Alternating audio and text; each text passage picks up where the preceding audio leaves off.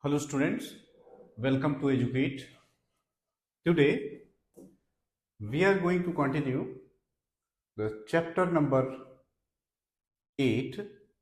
We have discussed many things till here, till Poisson's ratio. So we are going to start from Poisson's ratio. So what is Poisson's ratio? So it is simple. What happens, suppose this is base and this is a wire and it is subjected to a load, then its length will increase. If its length increases, then its width will decrease. So we find the ratio of lateral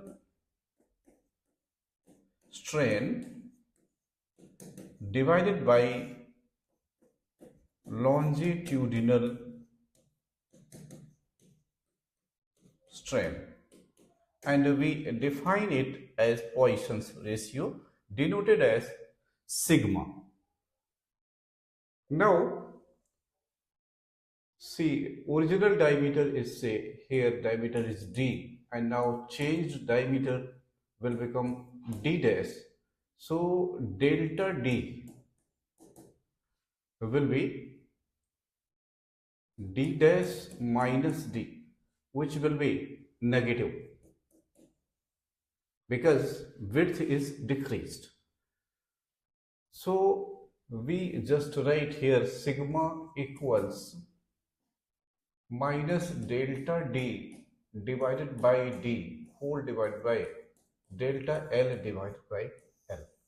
So this is Poisson's ratio, and the value of Poisson's ratio is around 0.5, or you can say it lies between 0 and 0.5. So here we will try to get this value by solving a question. So here some information is given in the question.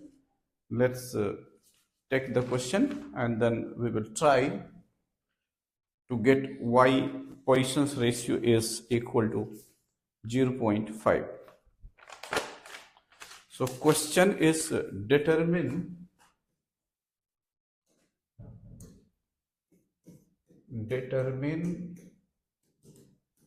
the Poisson's ratio of material of wire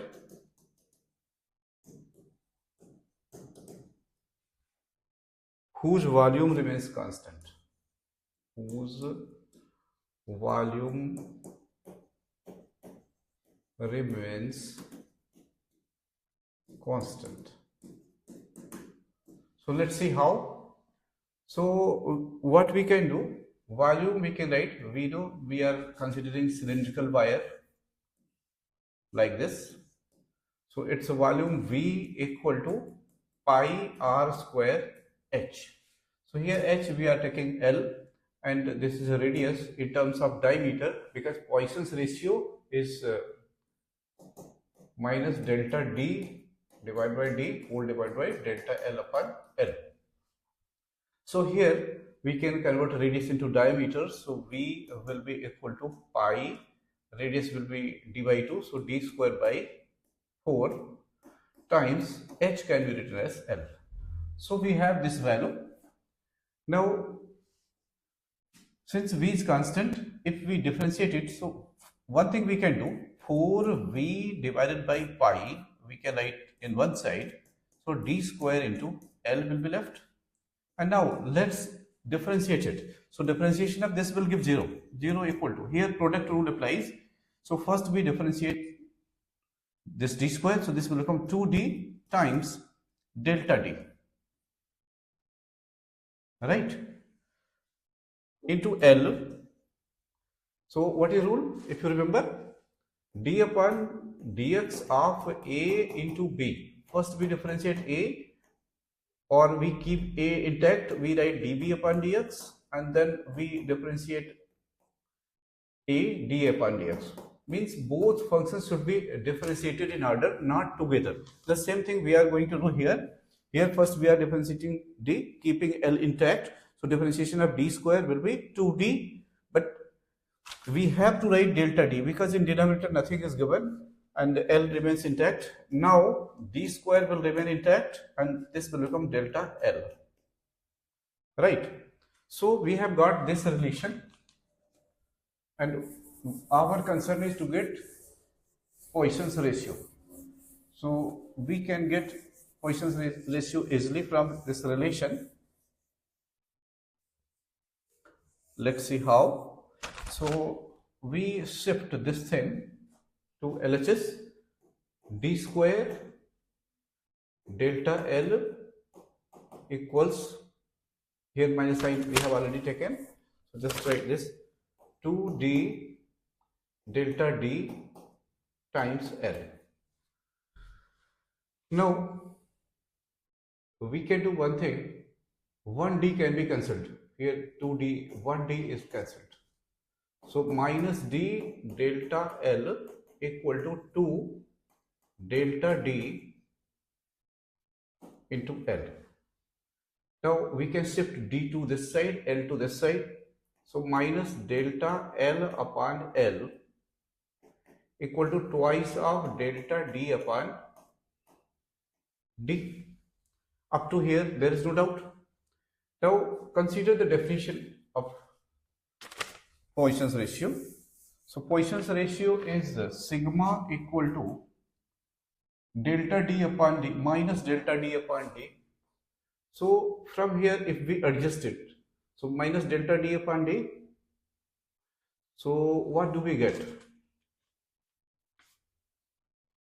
This will be equal to delta d upon d is this value whole divided by delta L upon L. So we can replace, so take this 2 to this side first. So it will become minus half equal to delta d upon d whole divided by delta L upon L, right? Or in place of this, we write just 1 by 2. It's obvious because there is minus sign here. So keep it in this side. So this will be equal to Poisson's ratio. So you will get 1 by 2. Hence, it is 0.5. Is it clear? If doubt, I can re-explain the same thing. So what we started with volume is constant. So, sorry. So we started that volume of the wire is constant, that is pi r square h, and r equal to d by 2. So we write it v equal to pi into d square by 4 and h equal to L. Then we have taken these constants in this side, 4v upon pi equal to d square into L, and then we differentiate it. This will become 0, this will become 2d times delta d into L plus d square into delta L. Our concern is to get sigma. Sigma is minus delta d upon d whole divided by delta L upon L. So we can get easily from here, we can take these terms to this side. So minus 2d, and one more thing, 1d can be cancelled. So first let's cancel this d. So we have minus 2 delta d. Here 1L is there. So keep it along with this, and then d into delta L. Now just write it, take this minus 1 by 2 to this side, delta L to this side, d to this side. So you will get delta d divided by this d, and this is L divided by delta L equal to minus half, right? Or we can write it, we take minus sign, or before that delta d divided by d whole divided by delta L divided by L equal to minus a half. but Poisson's ratio is just negative of it, so negative of this, so sigma will be plus 1 by 2. So this is how we have proved that sigma is 0.5. Now next point is elastic potential energy stored in a stretched wire. So it is simple. We can take average force. In the beginning there was no weight, and slowly we have put the weight, so we can take average force as F by 2, and then we can evaluate. So there is integral method also that we can write this relation, but let's read it. When a wire is put under tensile stress, work is done against the interatomic forces. This work is stored in the wire in the form of elastic potential energy. When a wire of original length L and area of cross section A is subjected to deforming force F along the length of the wire, let the length of the wire be elongated by L. Then from previous relation, if you remember, F equal to, so if you remember, F equal to, this is from relation Y equal to F upon A divided by delta L upon L, right? So F we can find, we can transfer these things to this side. So F becomes Y times A multiplied by L divided by L. Here small l means delta L and capital L means original length. Up to here there is no problem. Here Y is the modulus of the material of the wire. Now for further elongation of the infinitesimal small length dl. So up to here it's okay. Now suppose further delta L length increases or dl length increases, then amount of work done will be say dw. And now suppose extension is from 0 to L. In that case, total work done can be found by integrating its limits 0 to L, and we write the same thing, force F dx. So YA L upon capital L and then dl. Now if you remember, integration of x dx gives x square by 2. So it will become how much? So this L dl will become L square by 2. So 1 by 2 YA upon L into, this will become L square by 2. 2 is written here. So YA L square, correct? This can be further written as 1 by 2 Y upon L, and then we can do one thing. We can take area here, you can write L upon capital L. So remove this from here, that will be better. Here our concern is to use volume term. So for volume, what do we need? We need area into length. So here one length you can take, A you can take from here. So 1 by 2 Y A L. This will be volume. So 1 L will be there and 1 L here will be there, right? So here 1 by 2 times Young's modulus times this is strain times volume. So that same thing is written here, 1 by 2 L upon L whole square into AL. Now further if we want to convert it, so we can do one thing. We have evaluated that work done which is equal to energy as 1 by 2 YA times we got L square upon L.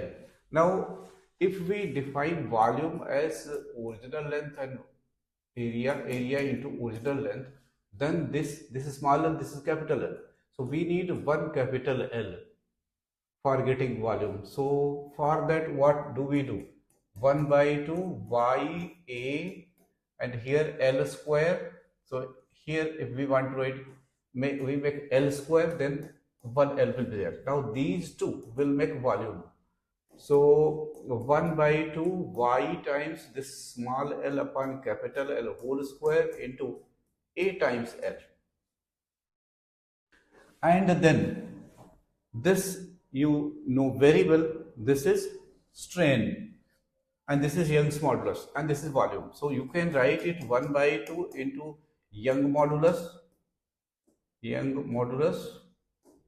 and then strain square into volume, right? So this is energy stored. Now suppose you want to find out energy density or energy per unit volume. So just divide by this term. So you will get U divided by A and L, that is say small u, equal to, then you will be left with 1 by 2 into Young modulus into this strain squared. Now you can change it the way you like. If you want to introduce stress, so you have formula stress upon strain equal to Young modulus. So if you want to replace y in terms of this, you can do. So you can get many formula, that depends on your choice or the type of question you want to solve when you are given stress, when you are given Young modulus, etc. So you can make use. Now we are going to see some applications of elastic behavior of materials. So like I-shaped girder, you should know here. Cross section type I-shaped girder means what? The girders are made like this. Why this type? So here, what is purpose? So these things are explained here. You can read to reduce bending. The basic purpose is so that bending may be less. So this you can read, and some information given here. Crane used for lifting and moving heavy loads from one place to another, a thick metal rope. So if you calculate that what should be the diameter of the metal rope, so you have to use the maximum strength, the maximum stress that is to be applied, then accordingly you can get the diameter of the wire. Here information is given that elastic limit is given, and within that limit we can calculate what is maximum yielding point of the material. Like steel wire, if you are using, in that case its yield strength you have to consider, that is 312 over 6 Newton per meter square, area of cross section. So you can evaluate easily what weight you are pulling. So maximum weight you can put the limit, but keep in mind you have to use 10% value of maximum weight. So that thing you can read, you will understand. Here there is another concept, like if there is a bar, so its length, breadth and depth should be made in such a way that there should be minimum bending. So that situation you can read, and here some same point is given. Increasing the depth of D rather than the width B is more effective. So here in this formula they are saying if depth is increased, that will be more effective than this point. You have to keep in mind, from formula it will be clear. Increasing the depth D rather than the width B will be more effective in reducing the bending. So what here, bending delta. So from this formula it is clear. You can read it, you will understand. I'm not going to tell you that. So other things, important points are there. You can read here. As I told you, this shape is given so that bending may be least, and here something about the pillar is also given. You can read. Then this is summary, the lesson that you have studied. Let's read it together. Stress is the restoring force per unit and strain is the fractional change in dimensions. In general, there are three types of stresses, like tensile stress, longitudinal stress associated with stretching, compressive stress associated with compression, and shearing stress and hydraulic stress. For small deformations, stress is directly proportional to strain. For many materials, This is known as Hooke's law that we have already studied. The constant of proportionality is called modulus of elasticity. Three elastic moduli with Young modulus, shear modulus and bulk modulus we have studied. Their definitions we have studied. Now, a class of solid called elastomers does not obey Hooke's law. Then comes when an object is under tension or compression, the Hooke's law takes the form like F1A equal to Young modulus times delta L upon L. So, where delta L upon L is the tensile compressive strain, F is magnitude of the applied force causing the strain, A is area of cross section over which F is applied, and Y is Young modulus. Stress is force upon area, that you know. Then there is another thing, a pair of forces when applied parallel to the upper and lower faces, the solid deforms so that upper face moves sidewise with respect to the lower face, as you have seen in case of modulus of rigidity. The horizontal displacement delta L of the upper face is perpendicular to the vertical length L. This type of deformation is called shear and the corresponding stress is shearing stress. This type of stress is possible only in solids. In this kind of deformation, the Hooke's law takes the form F upon A. This is modulus of rigidity delta L upon N. This is same thing, where L is the displacement of one end of the object in direction of applied force and G is the shear modulus. Then another type of modulus comes into play, that is when an object undergoes hydraulic compression due to the stress exerted by surrounding fluid. The Hooke's law takes the form P equal to B delta V upon V, where P is the pressure and the subject due to the fluid and delta V upon V is the volumetric strain, is the absolute fractional change in the, here negative sign is not used, that is why they are saying absolute fractional change. So this thing, these are the concepts we have studied.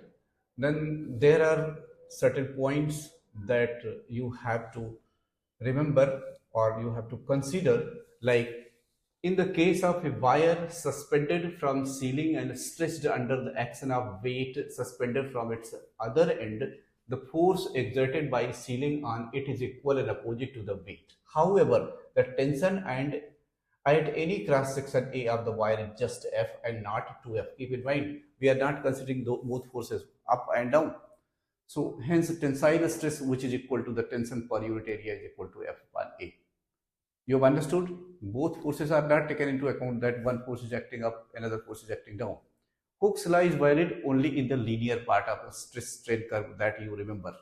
Then Young modulus and shear modulus are relevant only for solids, since only solids have length and shapes. Bulk modulus is relevant for solids, liquid and gases. It refers to the change in volume when every part of the body is under the uniform stress, so that the shape of the body remains unchanged.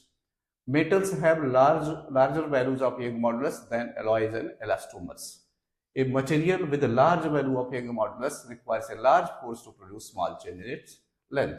In daily life, we feel that a material which stretches more is more elastic. Keep this in mind. But it is a misnomer. It's not correct. In fact, material which stretches to a lesser extent for a given load is considered to be more elastic. In general, a deforming force in one direction can produce strains in other directions also. The proportionality between the stress and strain in such situations cannot be described by just one elastic constant. For example, for a wire under longitudinal strain, the lateral dimensions, radius of cross section, will undergo a small change, which is described by another elastic constant of the material called Poisson's ratio. You have seen it, I think. Stress is not a vector quantity, since unlike a force, the stress cannot be assigned a specific direction. Force acting on the portion of a body on a specified side of a section has a definite direction. So you have to be careful. Now, here there are certain questions. Let's analyze them. So first question says, a steel wire of length 4.7 meter and cross sectional area this much stretches by same amount as a copper wire of length 3.5 meter and cross sectional area under given load. What is the ratio of their Young modulus? So let's solve it.